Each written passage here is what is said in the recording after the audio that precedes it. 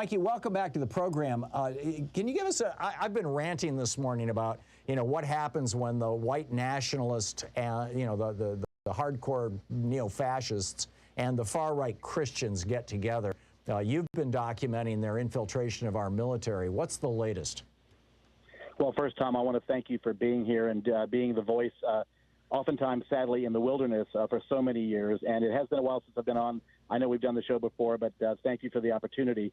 I just did an interview with Paul Jay at the Analysis outlet last week, which went everywhere, about this specific thing about the merging of what we call fundamentalist Christian nationalism, which of course includes white supremacy, into what we refer to as the technologically most lethal organization ever created by Homo sapiens, which is our U.S. military. It's always been bad, but during Trump, it was just like somebody handing out cocktails of cancer, metastasizing it as fast as you possibly could. I often refer, Tom, I'm sure, of course, you of all people know the famous most President Eisenhower was his farewell speech, where he warned America and the world about what, Tom? The military-industrial complex, originally the military-industrial congressional complex in his first draft. Exactly. They congressional part right at the end before he said it. But what we fight here at MRFF is nothing less than a fundamentalist Christian parachurch military corporate congressional proselytizing complex. And this concept of Christian nationalism, Christian nationalists are people that hate democracy and want to create a fundamentalist Christian theocracy in its place. They hate our freedoms. It includes massive misogyny. These are the component parts of this: Islamophobia, homophobia, anti-Semitism, and a real hatred of our Constitution, which they want to subordinate to their weaponized version of the gospel of Jesus Christ. And it is just so bad. And as I said on the Paul Jay show, if you keep in mind, I think it was something like 7.9% Hitler had actually hardcore people in his National Socialist movement. Stalin had something like 2.8% in Russia. It's our best sense here at the Military Religious Freedom Foundation, for fighting this for the majority of 20 years, that we have somewhere between 28 to 34% of the people in the U.S. military, Tom, who would be classified or could easily be classified as Christian nationalists. That's terrifying when you realize this is where all the nuclear weapons are, the drones, the chemical weapons, the laser-guided weapons. We are probably later this week, we will go over, get this, Tom, 75,000 sailors, soldiers, Marines, and airmen, guardians at the Space Force, Coast Guard, Marines, cadets and midshipmen at the military academies, my alma mater, the Air Force Academy, West Point at Annapolis, and even junior ROTC, OTS, and OCS. And about 95% of our clients are actually Christians themselves that are being persecuted for not being Christian enough. So this is not, as they would say in Apollo 13, Houston, we have a problem. This is very much, Tom, this is Houston, we have a national security threat internally as much as we're facing externally by a resurgent Taliban, Al-Qaeda in the Arabian Peninsula, the Mujahideen, and Boko Haram, you name it. But it's right inside of our own military. And it was the Trump-inspired people who are still very much inextricably intertwined into what we call the Pentecostal gun that we are fighting on a daily basis. And that's why I'm so happy to be on with you today, because most people do not know what Christian nationalism is. It's bad enough, Tom, as you know, you've spoken about it when you see it in legislatures or with sewage workers or firefighters or the police or even in public schools.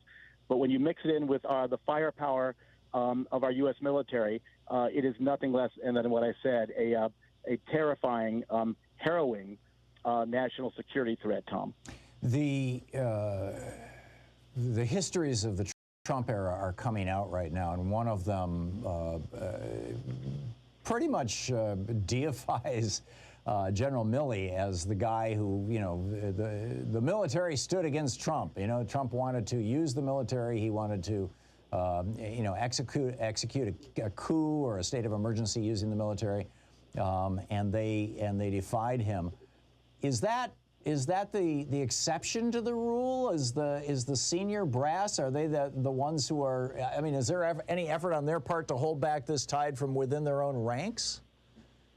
There was a movie you and I saw called 7 Days in May that came out probably in the early 60s or late 50s about a coup in the American military. I think Burt Lancaster and Kirk Douglas were in it. I think that Milley is probably a good person, but there should have been a more full-throated response to this Reichstag moment, which was talked about. We talked about that on the Paul Jay show.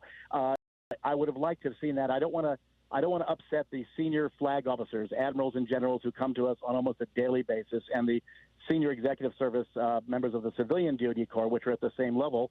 But it is not, this may surprise you, but probably won't, Tom. We get calls constantly from senior military leaders asking us to intervene in their own organizations because they know that we'll do it with protecting anyone who's calling in for anonymity.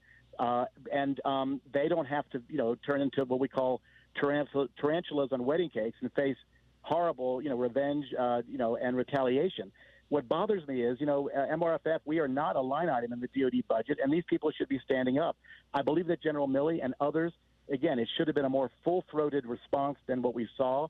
We cannot have our military infected with careerism. There comes a time when doing the right thing means you have to do something objectively. And as Martin Luther King said, at the end of the day, it is not the words of our enemies that we remember, but the silence of our friends, and silence becomes complicity. I don't want to be mean or terribly pejorative to these individuals, but stand the F up. You're in the military. I'm not saying if you're a manager at Boeing or at Costco, but in this case, it's the United States military, and you see what the commander-in-chief is doing or trying to do. Stand the F up and forget about your own career, trajectory. In the case of Milley, he's already the most senior military person there. One of our advisory board members, one of my closest friends, is Larry Wilkerson, and he was the right-hand person to Colin Powell when he was the chairman of the Joint Chiefs of Staff, Milley's job, and when Colin Powell was the Secretary of State. And, I realize Christian nationalism is terrifying. It's everywhere. In fact, they just kicked Paul Jay's link off of YouTube this morning, saying that we were passing information that the 2020 election was a fraud, when in fact it was the largest and most secure election in American history. So we're going to be fighting that. And Tom, I hope they don't ever do that to the Thom Hartmann show. Yeah, me too. But they better not. Well, I'm not saying the election was a fraud, never have. But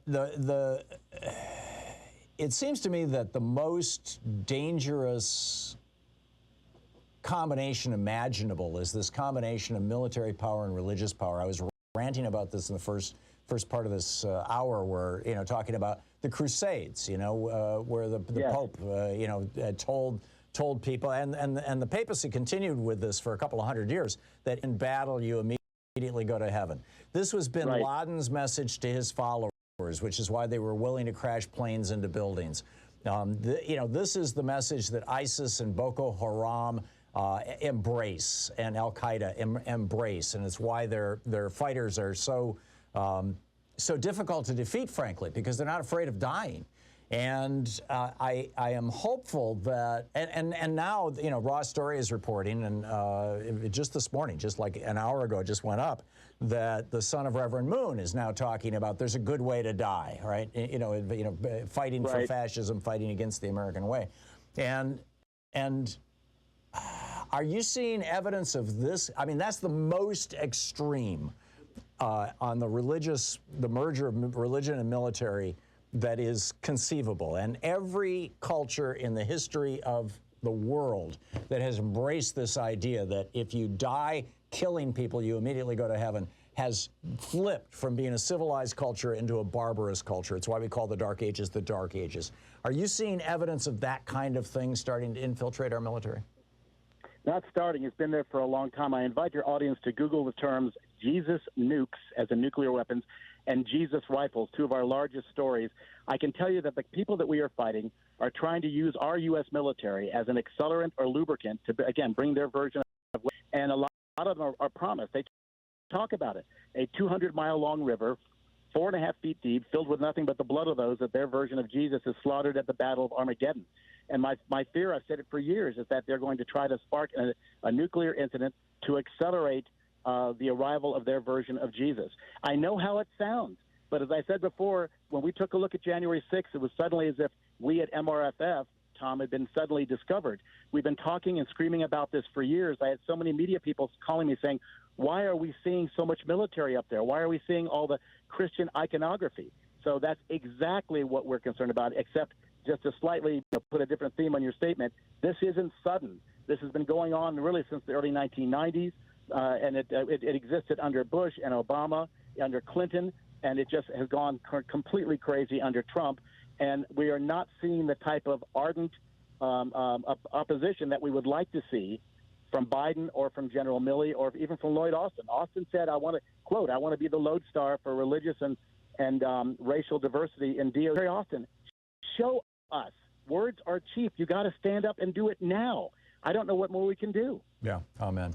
We're talking with Mikey Weinstein, the founder and president of the Military Religious Freedom Foundation, MRFF. The website is militaryreligiousfreedom.org. On Twitter, Mikey Weinstein. Mikey, we're going to hit a break here in just a second. You want to tell people just a little bit about your organization and where they can find you and how they can reach out to you if they have friends, family in the military that they're concerned about? Absolutely. We provide our clients AARP, Anonymity, Action, Results of Protection. We don't charge anything. MilitaryReligiousFreedom.org, or my phone number, which is public, 505-250-7727. We also have a toll-free number. We represent, like I said, this week we'll hit 75,000 members of the military. We have over 650 people that work here, paid and volunteers. We've been doing this, fighting this fight since Mel Gibson came out with his wonderful movie, The Passion of the Christ, in February of 2004, or as we call it, the Jesus Chainsaw Massacre, or Freddy versus Jesus. We've been incorporated as a 501c3 nonprofit since December of 2005. So we are here to help everybody. You can be completely anonymous, and if you want to help us, you can go to our website, militaryreligiousfreedom.org. Thank you, Thom. MilitaryReligiousFreedom.org. Mikey, let's stay in touch and talk more frequently. Thanks so much for dropping by.